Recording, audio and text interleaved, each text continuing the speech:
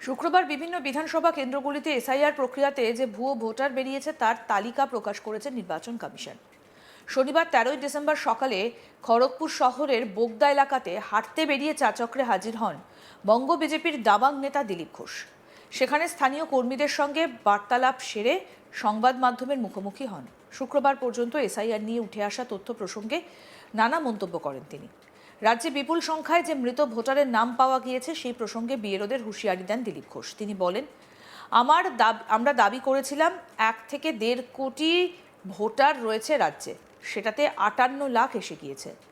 মৃত নাম 10%, 50 থেকে 100টা মৃত ভোটারের নাম প্রতি বুথে রয়েছে। হিসেব যেদিকে এগোচ্ছে 1.5 কোটির কাছাকাছি ভুয়ো ভোটারের নাম পরিষ্কার হয়ে যাবে। ভুলভাল তথ্য দিয়ে যারা ফর্ম পূরণ করেছেন সেগুলোর সব ম্যাপিংয়ে বাদ যাবে। এই ধরনের কাণ্ডে বিহারে প্রায় 250 বিএলওকে শোকজ করা হয়েছে ও জেলে গিয়েছে। এখানে সেই সংখ্যা ডাবল হয়ে যাবে। যে বিএলওরা এই চক্রান্তে পা দিয়েছেন সেটা বাধ্য হয়ে হোক আর ইচ্ছে করেই হোক, তাদের ক্ষেত্রেও জেলের ভাত খেতে হবে।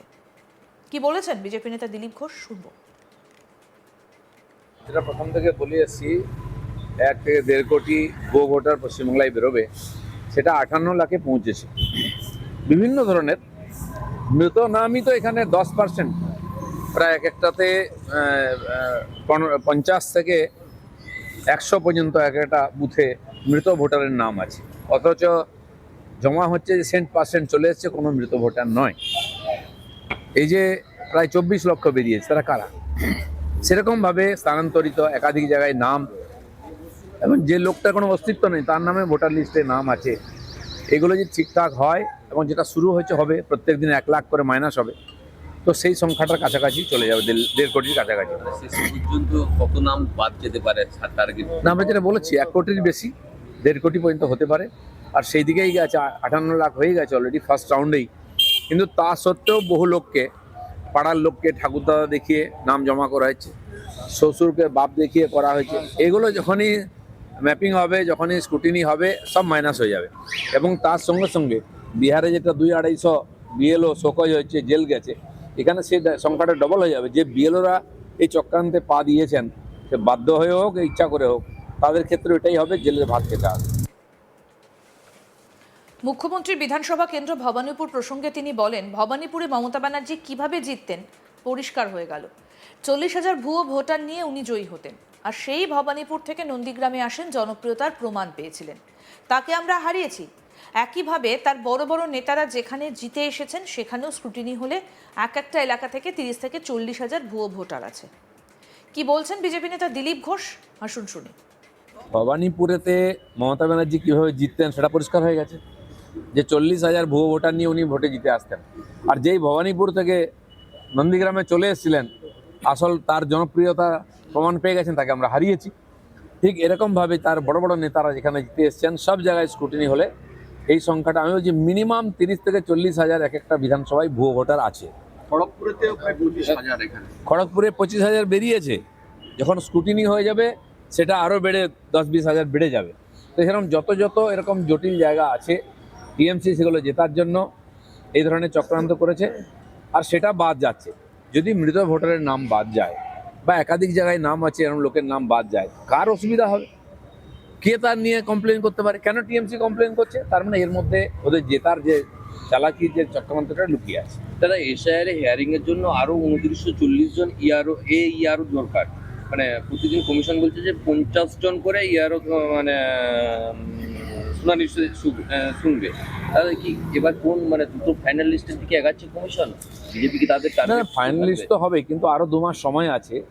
ম্যাপিং, স্ক্রুটিনি ইত্যাদির জন্য সময় রেখেছে, কারণ এই যে জটিলতা আছে এটা দূর করতে গেলে আরো ব্যাপকভাবে এই ধরনের স্ক্রুটিনি এবং ম্যাপিং করতে হবে, কথা বলতে হবে, দরকার হলে বিএলওদের ডাকতে হবে, সেটাও শুরু হয়েছে। আর আমার মনে হয় নির্বাচন কমিশন পশ্চিমবাংলার ব্যাপারটা বুঝতে পেরেছেন, তাই এত সিরিয়াস নিয়েছেন। আমি পশ্চিমবাংলার মানুষকে ধন্যবাদ দেবো।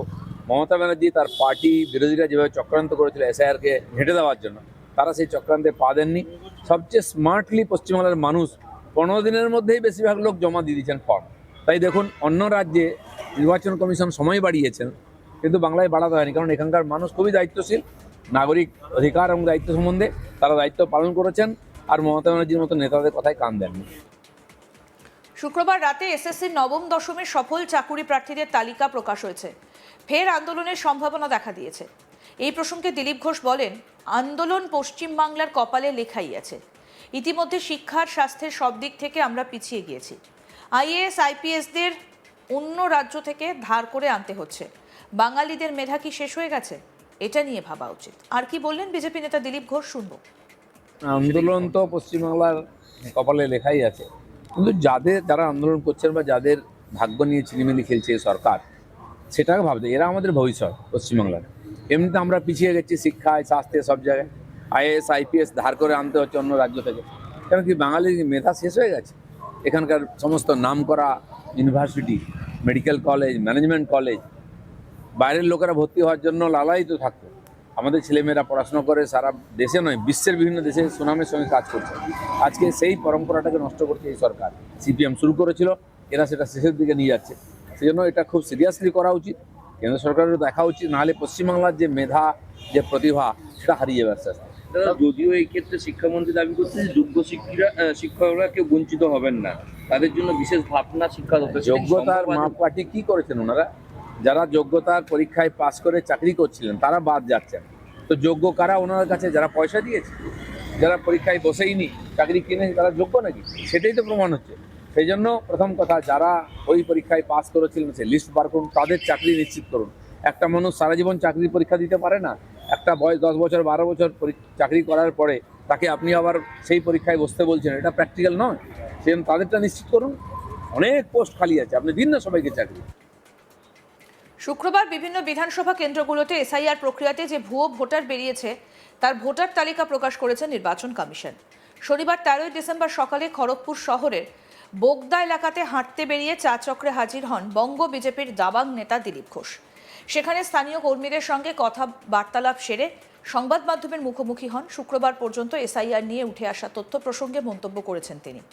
রাজ্যে বিপুল সংখ্যায় যে মৃত ভোটারের নাম পাওয়া গিয়েছে সেই প্রসঙ্গে বিএলওদের হুঁশিয়ারি দিয়েছেন দিলীপ ঘোষ। তিনি বলেন, আমরা দাবি করেছিলাম 1 থেকে 1.5 কোটি ভোটার রয়েছে রাজ্যে, সেটাতে 58 লাখ এসে গিয়েছে। মৃত নাম 10%, 50 থেকে 100টা মৃত ভোটারের নাম প্রতি বুথে রয়েছে। হিসেব যেদিকে এগোচ্ছে 1.5 কোটির কাছাকাছি ভুয়ো ভোটারের নাম পরিষ্কার হয়ে যাবে। ভুলভাল তথ্য দিয়ে যারা ফর্ম পূরণ করেছেন সেগুলো সব ম্যাপিংয়ে বাদ যাবে। এই ধরনের কাণ্ডে বিহারে প্রায় 250 বিএলওকে শোকজ করা হয়েছে ও জেলে গিয়েছে। এখানে সেই সংখ্যা ডাবল হয়ে যাবে। যে বিএলওরা এই চক্রান্তে পা দিয়েছেন, সেটা বাধ্য হয়েই হোক আর ইচ্ছে করেই হোক, তাদের ক্ষেত্রেও জেলের ভাত খেতে হবে। কি বললেন দিলীপ ঘোষ, শুনবো। সেটা প্রথম থেকে বলে এসেছি, 1 থেকে 1.5 কোটি ভুয়ো ভোটার পশ্চিমবাংলায় বেরোবে, সেটা 58 লাখে পৌঁছেছে। বিভিন্ন ধরনের মৃত নামই তো এখানে 10%, প্রায় এক একটাতে 50 থেকে 100 পর্যন্ত এক একটা বুথে মৃত ভোটারের নাম আছে। আরও আপডেট পেতে দেখতে থাকুন আজ তাক বাংলা। সাবস্ক্রাইব করুন, নোটিফিকেশন পেতে বেল বাটন অপশন প্রেস করুন।